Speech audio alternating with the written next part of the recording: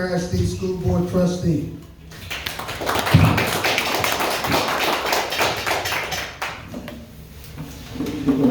Well, good afternoon, everyone. I'm very blessed to be here, and thank you for your time. You never like to hear politicians say, I'll be brief, but I will try to be brief, because there's a lot of other people up here. My wife also said, don't speak too quickly, even though I am from Dallas, born and raised, don't hold that against me. I do tend to speak quickly, just because I get excited about what's the possibility for this district, and really for this country. The microphone closer. Move closer? Better, sorry. So 1 year ago today, not today, but this month, I was actually sworn in office. And I was very blessed by the people back in this room that helped me get there.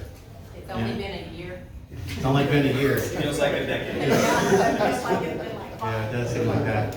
I want to first start off by being thankful. I mean, we're in Christmas time, and I talked about this last board meeting, and quite frankly, we as a group, as a community, need to be thankful first. I want to thank everyone for their help, and more importantly, thank you for your prayers and your support along the way.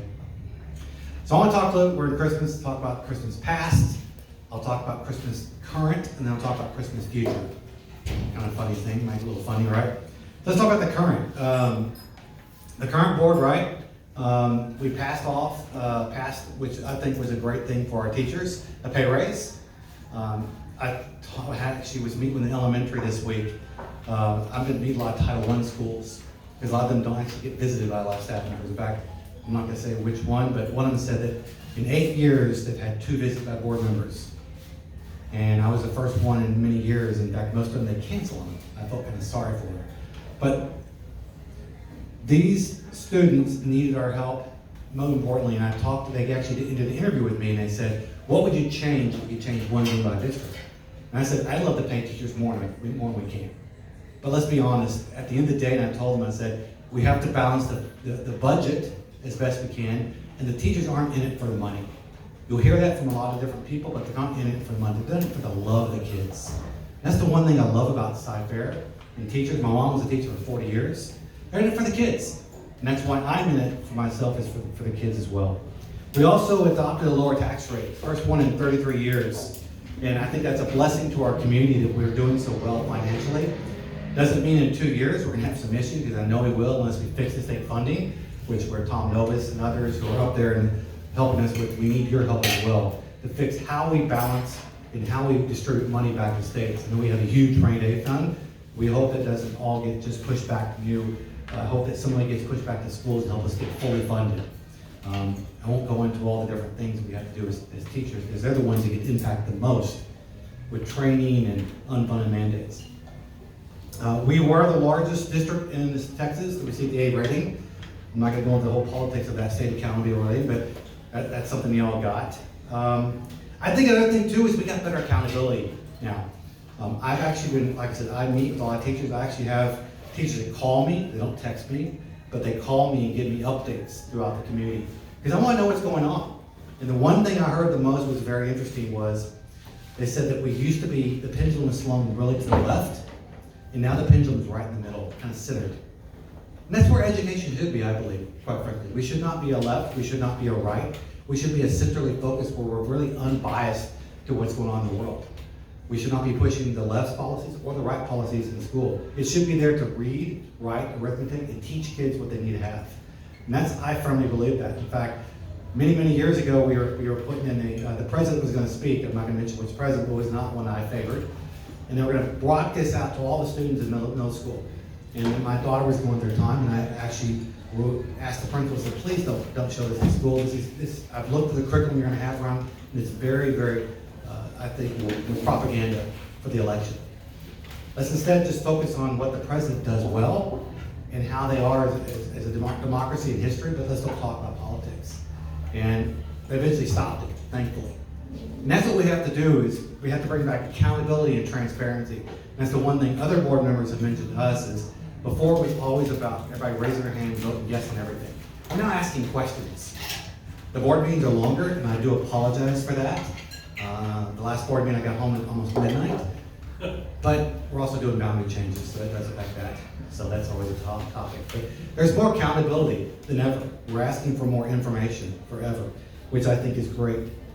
So that's kind of where we're at. There's a lot of more things going on. Boundary changes right now, especially for our growing west area towards 99. If that affects you, we're going to do our best to balance the needs of the kids first, your neighborhood second, and then everything else in between. And that's all I can say about that. But if you do have any questions, I tell parents all the time, my phone's always on and my email's always open. So I do talk to people all the time. Let's talk about what's next. We have an election coming up in a year. Oh my goodness. And 4 new trustees are going to be up for election. Can you believe that? 4 new trustees. So we're a board, for those who don't know, we're a board of 7 people. So we have 4 new people up for election. You are going to be instrumental in helping that work.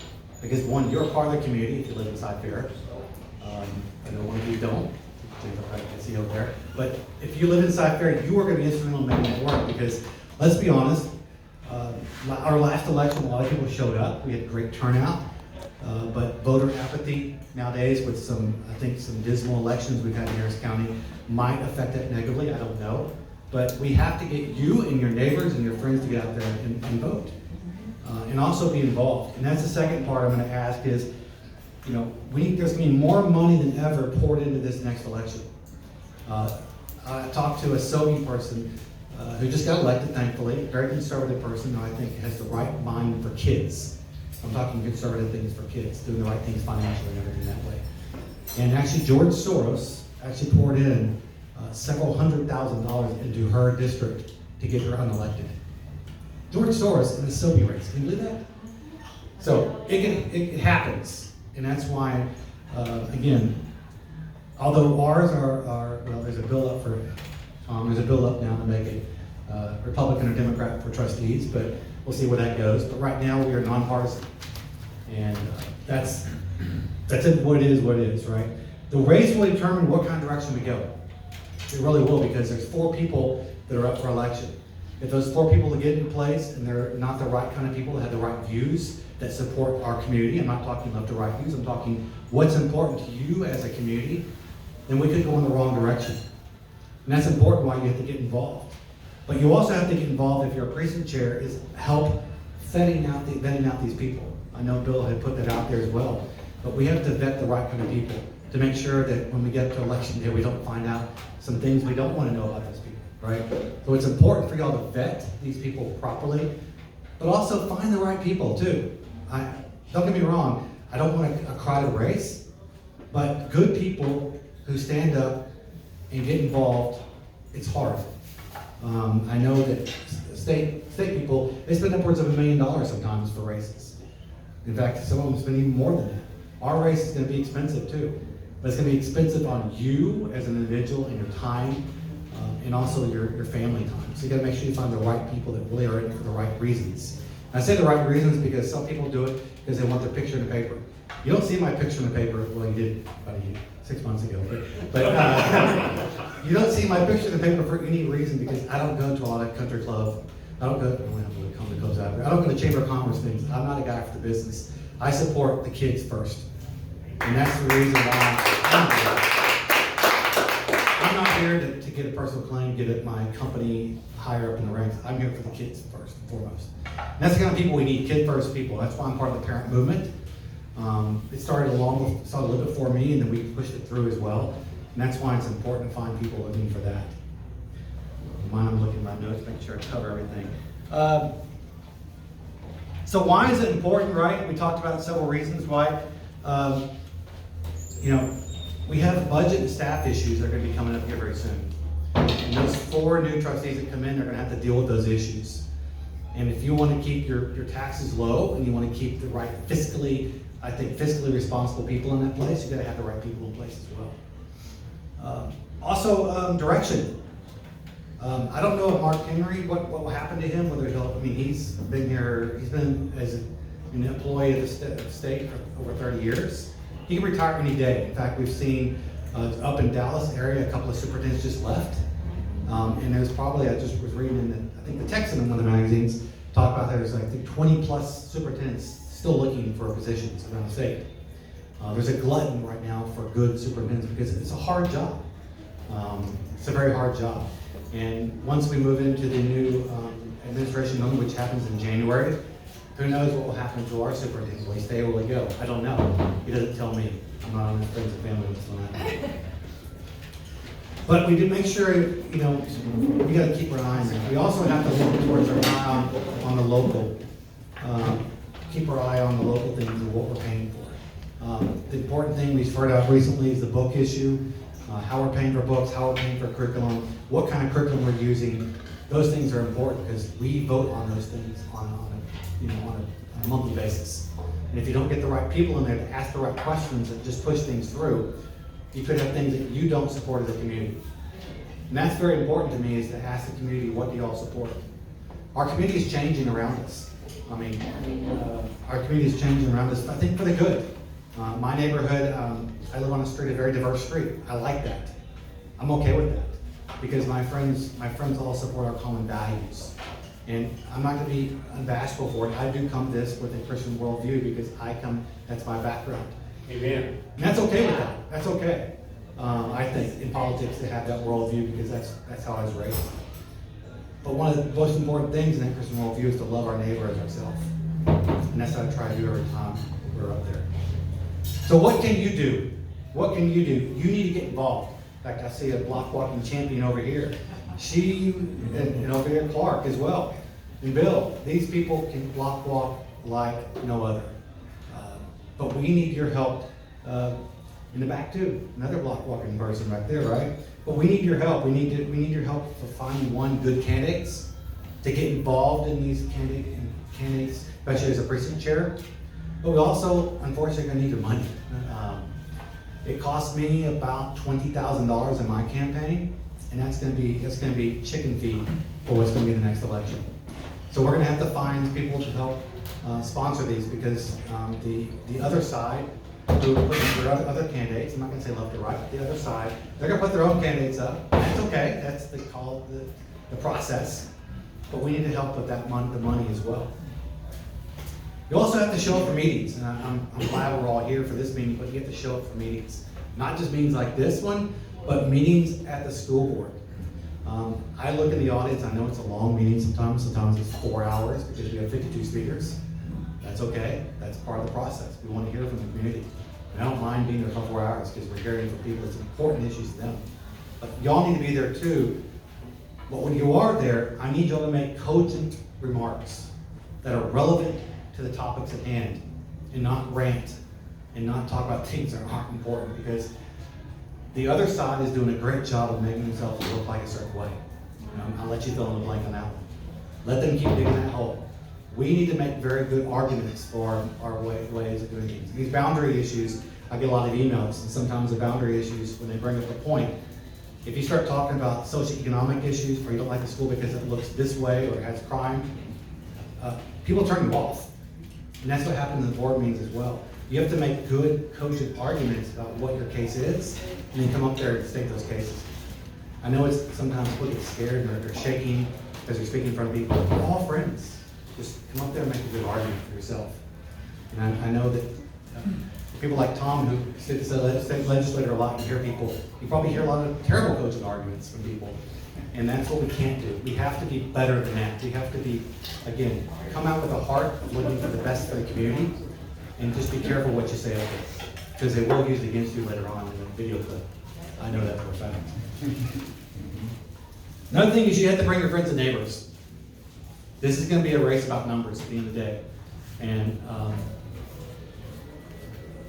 we have to bring our friends and neighbors to the polls. We have to bring our friends and neighbors to let them know what's going on. The school board local races are so important. We saw it in Tomball. We saw it in other places around here. Some were good, like Conroe, the 3 Conroe ladies, the mama bears who won. I've been talking to a lot. That's great, but not every race is going to be that way. We have to get involved with our local friends and neighbors. And they don't always vote. They vote what they're told to vote because someone told them they're going to vote. You have to get in their ear ahead of time and start talking about why you should vote this person. And don't say because they're this or that. Say because they have to support the community and the kids. And this is why. Give them, I always tell candidates, when I talk to candidates, 3 good points about yourself, why they should elect you. And keep those 3 points available to you all the time and talk about those 3 points. Also, like I said, we have to find people who are fearless. We can't bring up weak-minded candidates. We have to bring people who are fearless because you are going to get hit with gauntlets and arrows. You're going to be slung in the mud and be called all sorts of names. I get called names every meeting, and I just shrug it off and I laugh, and that's okay because that's going to happen. Not everybody's going to like you. It's like my daughter, she's at school. Just this last week, she was offered drugs in the bathroom. She made the right decision to say no to those drugs. And all the time she was at school, she sees all sorts of people around who are making fun because they're girls. They make fun of other girls. But she makes the right decision to stay strong. And that's what you have to do as a candidate. You have to be strong in your convictions, strong in your family first. If you can't be strong in those 2 things, please don't run. I'm telling you now, don't run. Because it's hard. This man knows that very well. It was one of the very first, kind of, and the time was very different back then as well. But we are in a big district with a lot of exposure and a lot of people watching you. And you have to be fearless in your convictions as well. And that's why it's important that you as a community, I'm at the very end by the way, I think it's important for you to get involved in those things. With that said, I want to finish on this again. Hopefully I was brief enough. Oh, that's fine. I don't like to speak for too long. I again want to end on this. I know it's Christmas time, and I know that for me, I celebrate with our family getting together. I want everyone to take a reprieve, and I've been telling this in the last 2 board meetings. We as a community have to do better about how we talk to each other. The hyperbolic nature of our discussions with the people and how we talk to people is critical. We have to get better at good factual arguments, even though that some people on the other side don't agree with that.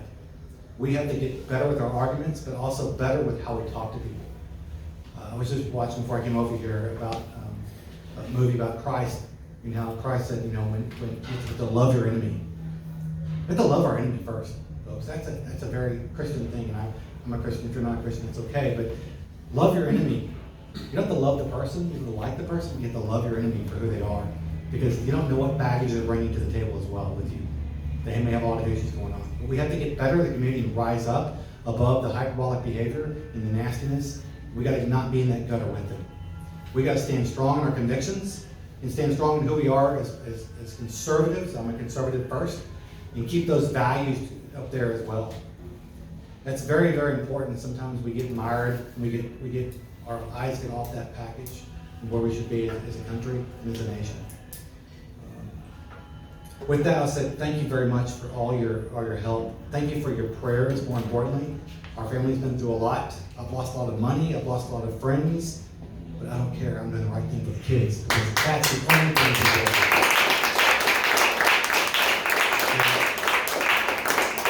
Like I said, it does seem like it's been 10 years. Thankfully, I haven't hit the grade like some of the presidents did in that time period. But every day I wake up and I thank God for the blessings I have each day.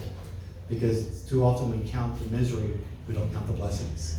And as long as you have your family and you have your God, that's the only 2 things that are important to you, the rest will come. Thank you for all you do. Thank you for your time. And if you do have any questions, this is recording, let's talk later. And just talk to me. Raise your hand. I got one I'd like to start with, Scott, because me and some other chairs, actually they were in the room, we've been walking to find another precinct chair recently, and we knocked on the door, hard Republican, and it was a teacher. And so we talked to that teacher pretty extensively about, school he goes to, and the environment, that sort of thing. And we asked him about, the mass exodus. My teacher's leaving, and his number 1 issue, as you probably know, is discipline. And I think it's an eggshell conversation, because what they were afraid of in that conversation was if it was a minority, right, that caused the behavior problem, if they reported, right? So you got, and then maybe a parent coming in and defending their child, calling the teacher a racist, right? And then that behavior, what it's caused over time, he felt, is that teachers won't report it because of that concern. And then those kids that probably should get the intervention, I don't know the details of the issue, right, the behavior incident itself, but if they don't get the intervention they need, they escalate those behavior issues. So I think this has come up. I know, George, you and your wife had commented a couple board meetings on disciplinary issues in Cyfair. What's the current dialogue with the board on this issue? Sorry it took so long. No, that's okay. It's a great question. Let me back up a little bit, a couple things. A lot of times y'all don't see what's happening in the peripheral behind you that we get to see, and I can't tell you about everything that's going on. There's a couple of things. One is the student code of conduct that they have to abide by, and the disciplinary code of conduct as well, and how we handle kids. If, let's say, if me and George were at school and we got in a fight, none of what happens on the back end as far as how we get disciplined is ever public to anyone besides his parents and my parents. So a lot of times you don't know that information, what's happening. I will say that one school is sending kids to ALC almost regularly on a weekly basis. Discipline is happening in our district. Fights are down, thankfully, but you are right. Teachers are unfortunately the sad beneficiary of the emotional distress that they're facing, and we see that. And I just unfortunately think it's going to take time to heal those wounds with teachers. Some may never get back because it's too hard. It's too difficult. And I pray for those teachers, and I bemoan those teachers, and I talk to those teachers on the phone a lot too. I've dealt with those issues as well. This one is getting better. You probably don't see it in the numbers, but you are right. I was just at a campus, and the principal, we were talking about discipline, because I always ask that question, how's discipline in your school? The biggest problem they have, I'll be honest with these parents. And parents, unfortunately, kids model behavior of their parents. And when you're in there cussing out an administrator or cussing out a teacher, and your kid, a little 4-year-old or a 5-year-old, a 6-year-old, a 10-year-old is watching that behavior, what is that kid gonna do? It's gonna model that same behavior in school the next day. And that's the problem is, I talked earlier about the hyperbolic behavior that includes parents and everyone as well. We have to do better at treating people like they want to be treated, or nothing's gonna change. And with COVID and all the things that happened around that, being isolated for so long, that did not help. I just think it's gonna be time. But things are getting better. The biggest fight school enforcing right now is my own daughter's school, Woods. And it's a highly economically, not Title I school. It's a very, I think a great school, great grades. In fact, I think 40% of school is on honor roll. So it doesn't happen just in Title I school. It doesn't happen, it happens at any school. What we have to do is, it starts with the parents. We have to do better at treating our kids. Whenever a teacher calls me and says, hey, I'm having issues with the administrator, or they're not getting the right justice, it is dealt with swiftly. I can't talk about those things, but it's dealt with swiftly. And we do have a rule, if you hit a teacher, you are out of that school. That's in policy today. Again, those things you don't know about, but we do take care of those things. I think it's better. Is it where it needs to be? No. But it's getting better. Unfortunately, the wounds and the heat from years ago, some teachers may just leave. And the problem we have too, guys and girls, is people are not becoming teachers. So we're gonna have a huge issue in 5 years with the glutton of less teachers. So that's what we're doing. We're asking people from the engineering field or the other fields to come in and teach. But even that's hard just because of all the issues we have. So probably didn't answer your question, probably a very political answer, but. No, that's good. I just want to make sure, it kind of comes down to, if a teacher is afraid to report an incident because they're gonna get backlash, they won't report it. So it's almost like, is there a whistleblower policy? I don't know if it's law, or the teacher can report it knowing that they're not gonna get fired, or, because if they're, the conservative kids are getting bullied too. Right. So I just wanna make sure that the administration is not coveting some of this behavior that's going on. And I don't know what you can share. I understand that you're limited, but I just wanna make sure the policy is fair, teachers can report issues, and discipline is improving. Again, I go back, it's not where it needs to be. It's improving, yes, for that stance. The teachers feel like they can, the whistleblower thing, not sure on that one, I have to look at that one. I know there is a retaliation clause, and some of this, if it's retaliating, it changes the level of that. I have to look into that and get back to you on that one. But one thing I do know is there's 7 trustees who do care about teachers. And if you have an issue as a teacher, and if you're hearing this or seeing this, come talk to us directly. We will get, whenever I have an issue and I bring it to administration, we get on a phone call that week with our lawyer and talk about the issues. And a lot of times there's other insinuating circumstances I didn't know, but I just like to listen to people and try to get the resolve. And one teacher I dealt with had that very issue, had a call. She's now back in the classroom. And the situation is probably not resolved to everyone's liking, but there's also federal law and state law we have to take care of, which a lot of times y'all aren't aware of, especially on 504s and the process for how that's happening. And the federal law and government unfortunately puts our hands on our district on certain things in the way we discipline kids, because a lot of kids are on 504 or have IEPs. Those IEPs supersede our code of conduct. And those things, which I know I'm speaking of school garbage lingo, but those things unfortunately supersede how we discipline kids. And they take away our ability to do certain things, which then changes the whole thing, which then unfortunately drags it out. It looks like we're dragging our feet, but we're having to follow federal process, not state, not local process. Again, I don't mean, we can talk that later if you want to talk offline, but it's a lot of issues. Scott, okay, most people know what Title IX is generally, but you talked about Title I, and can you clarify what that is? Yeah, the school I was just at recently, they get a lot of money actually from federal government because they have a lot of low-income kids. And to them, it's a benefit because they have a lot of Spanish-speaking kids. In fact, I think 20% of the kids speak a different language. And so that's a challenge as a teacher because we have a lot of ESL teachers. It's hard to find ESL teachers. Believe it or not, in the state of Texas, it's hard to find ESL teachers. I was talking to Linda Macias about this, trying to get actual people from Mexico to come and teach because we still don't have enough teachers to teach. A lot of Heritage speaks to that a lot of times, but they want to go back to their home country when they get their education here in America, and that's fine. But we'd like to keep them here too because they can speak to the kids. In that school, they actually have Vietnamese and Spanish for the two languages of topic.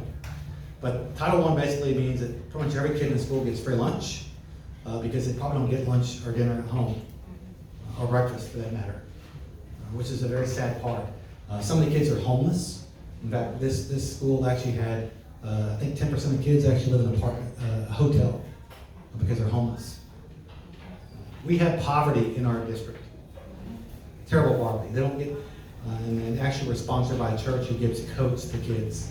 A lot of them won't have Christmas this year. And that's why I spoke last meeting about sponsoring schools, because a lot of kids just, their Christmas is very different. But I will say one school I went to, which was Title I as well, a third of the kids starting in third grade all get a $1,000 iPhone. Yeah, I was shocked on that as well. The principal was telling me that they had better phones than the principal does. So where they find money for that, I don't know. Maybe it's a special government program, I don't know, and that's not for me to judge. But I will say that we still have a lot of poverty and issues, and Title I helps with that from the federal government. There are some strings attached, unfortunately, but it does mean they get like an extra teacher to help out. And so Title I basically means that you're going to a school that has a lot of kids that need our help. And I love those kind of kids. And I will say that the Title I schools I've been to are the most well-behaved, most well-respected, and love the teachers. And it's not the impression you get a lot of times you see on the movies, where it's a rambling, crazy place. It's not. They're good kids that want a good education because they know that education is their key to success in going out of poverty. So, anyway. Other questions? Just a comment. It's not a question.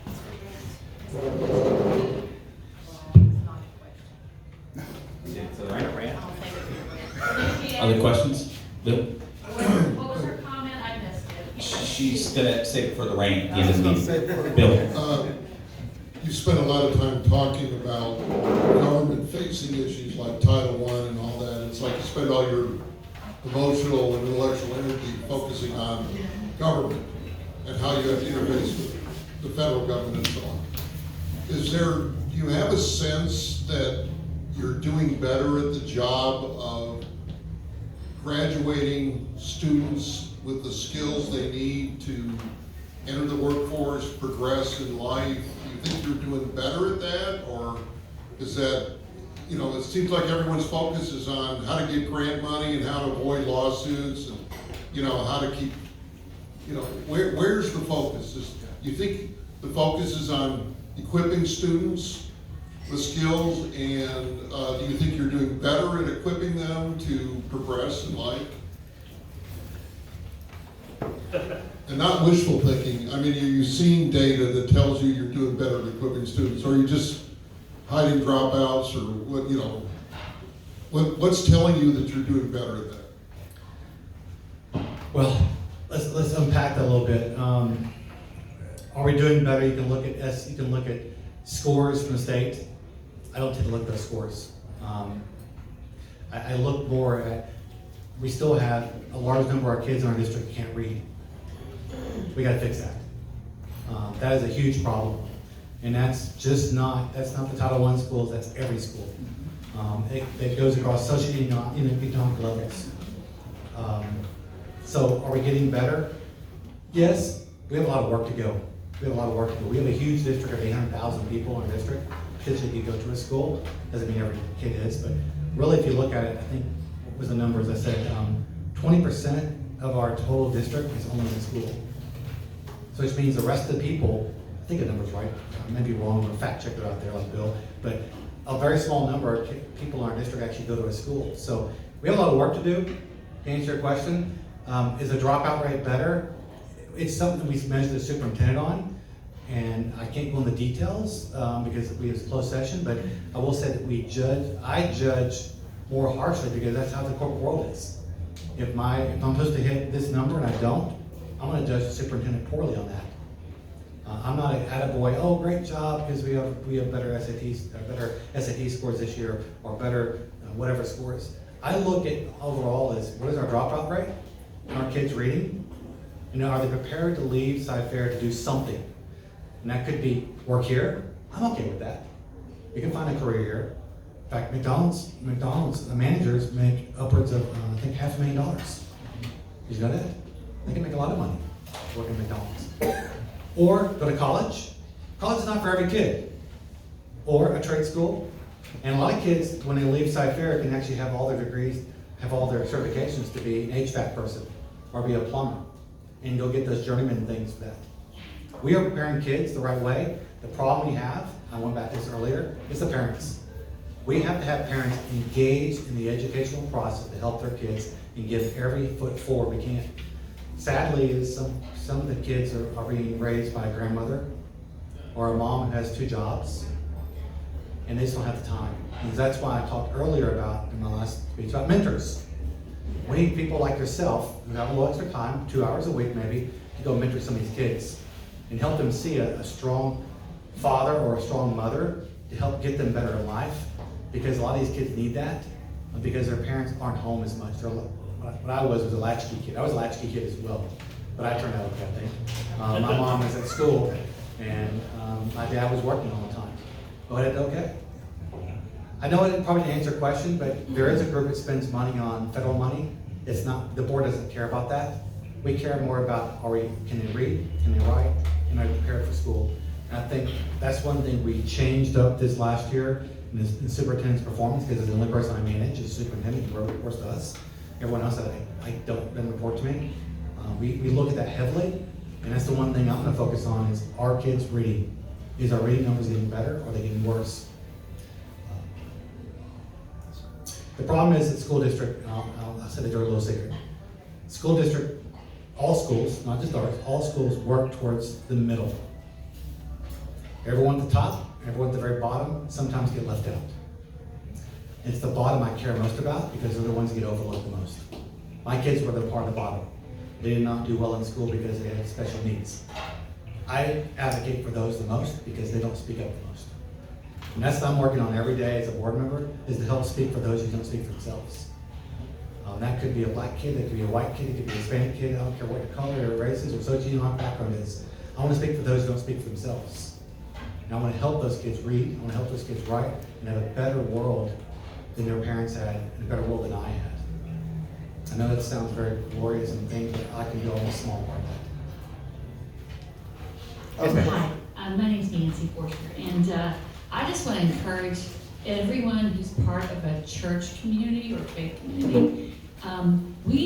Our church has partnered with Broadman Center, and that is an awesome example of how community can partner with the teachers, and that ultimately helps the kids too. And we are we helped out, and we're not a big church by any stretch of the imagination, but Broughton is a great example, I think, that people need to look at, and how the community can be involved, heavily involved we are, in a school, pick any school, and get involved. Do you have you know. our process allows that, though, that's a beautiful comment, love the idea. We try to save those to the end of the meeting, and so we're not, right, I understand. So if you've got a question for Scott, we'll keep on the questions, but. Well, just the question is, can that be done more often in the public school system? Sponsoring schools, take your question, make sure I understand your question. Yeah, can communities, like faith communities or anyone, businesses, get involved in being partners with the school? Yes, absolutely. Okay. In fact, I spoke at that last meeting during my 2 minutes or whatever, how little I speak. We need more faith-based organizations and corporations to invest in our kids, period. That is really critical, because your help and support not only does things like, I was at, again, the Title I school, they really have no room for the kids to go play PE. Thankfully, the Mud District bought a piece of land and made a park for them. They also are sponsored by a church, a very small church, but they do some small things for them on a regular basis. Whether it's helping, because I don't know if you know this or not, but when we start a new school, we do plant them with the playground. But after that, it's up to the PTO just to help do all the upkeep on the playground equipment, because we don't pay for that. You know, that's a dirty little secret, no one knows. But like things around the kids play with, the PTO does all that work. And unfortunately, some schools have a lot more money than others. And that's why corporations and churches can help get involved. Okay. But I think it's the social and the learning for the kids. Just to be someone as a stalwart that goes up there like a person like George, who's going to talk to a kid and help them understand what does it look like to be a stable person in our environment. That is the most important thing you can do ever, because these kids are dying and thirsting for a role model in their family. Don't get me wrong, parents doing a great job. They're busy too. Need help. Need partners in that. Other questions? Well, we've got a couple more speakers. We'd like to, go ahead. Yeah, I just have Go one ahead, real Judy. quick Go ahead, question. Judy. Thanks. You were talking about performance for the superintendent. So sometimes it's really not clear. I know that the school board members are really responsible for policy and review of that. Is there a fast way that you can, and simple way that you can explain really what you can control versus what is really the responsibility of the superintendent and the administration, and what that division line is? Real quickly, we set policy and direction for the district.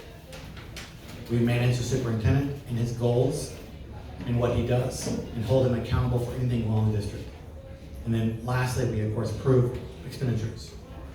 And then the last thing I'm going to talk about the third thing, but the last thing I do is I talk to the community and find your input so we can do better as a community, as a district. Those are really the four pillars of what we do. And the only way we do that is to hold the superintendent accountable is by giving him what we call a board book of goals. It's out on the website, and go look at that if you'd like. We hold him accountable for those goals. That's the only way we hold him accountable. Of course, if you come to me and George says, hey, my school, they're doing this dumb, I don't like this bozo move they're making, I'll go inquire about that. And action does happen, by the way, guys and girls. Action does happen. So when you bring up an issue, you can't say we're going to get relief for your question or your problem, but they do look into it for you. And you got to remember, the school district is like a huge cruise ship out in the middle of the ocean. We don't move quickly. So just bear in mind that making turns are gradual. They're not fast. I was just trying to make sure that people, and me, understanding, because sometimes they say, well, the school board isn't doing this, but it's really more of the administration's responsibility to ensure that they're taking action. You can ask the questions, is what I'm Let me follow up on that one quick thing too, is because we get blamed for a lot of things that happen. Like I was blamed for a teacher who that teacher got changed from one role to a different role, and that was because the school board made me do that. We don't get involved in day-to-day personal things. In fact, all the new principals, we had zero input in those. If you as a teacher get moved, I have zero input in that. The only thing that will come to us is if you make a grievance, and it gets to the third level of grievance. That's the only way we know about that. So we don't get involved in the day-to-day operations of a school. We do evaluate the schools and check on the schools, but If there's something wrong there, I can't do anything about it. I have to tell the superintendent who will do something about it. Exactly. So, Thank you, Scott. yeah,